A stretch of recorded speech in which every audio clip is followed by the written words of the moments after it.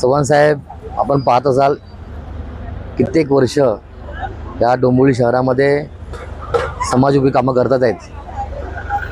तसं पाहता हे फार पूर्वीच व्हायला पाहिजे होतं, पण एखाद्याचा पायगुण लागतो.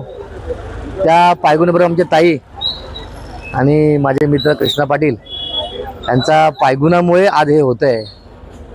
या गोष्टीचं आम्हाला खूप अभिमान वाटतो की चव्हाण साहेबांच्या बरोबर काम करता करता एक कृष्णा पाटील म्हणून एक थोडा कार्यकर्ता आज एक नगरसेवक झाला. आणि हे शक्य होतं सगळं विनोद चव्हाण साहेबांमुळे होऊ शकतं, कारण प्रत्येक कार्यकर्त्यावर प्रेम करणं तो मोठा कसा होईल हे सगळं हे पाहिलं जातं. आणि हेच नाही म्हणजे ह्याच कमानीचं नाही तर डोंबिवली शहरामध्ये तुम्ही बऱ्याच ठिकाणी पाहिलं असेल, त्या गावाच्या असतील, त्या भोपर असतील किंवा दादववाडीचं असेल, बऱ्याच विकास कामाचा भूमिपूजन सुरूच आहे आपल्याकडून. एक स्टेप मागे जावा सगळ्यांनी.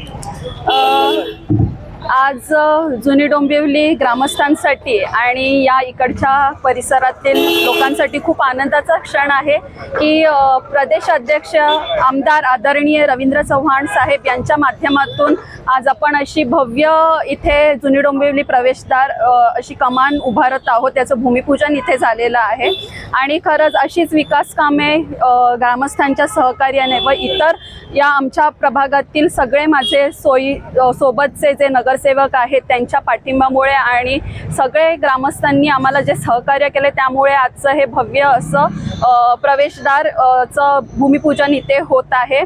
आणि खरंच ग्रामस्थ मंडळी सुद्धा आज या आनंदाच्या क्षणी इथे उपस्थित होते आणि खूप असे त्यांना सुद्धा गर्व आहे की आपल्या गावाचं इतक्या वर्षापासून जे भूमिपूजन प्रवेशद्वार होणं ही त्यांचं एक सुद्धा स्वप्न होतं ते साकार होत आहे आज.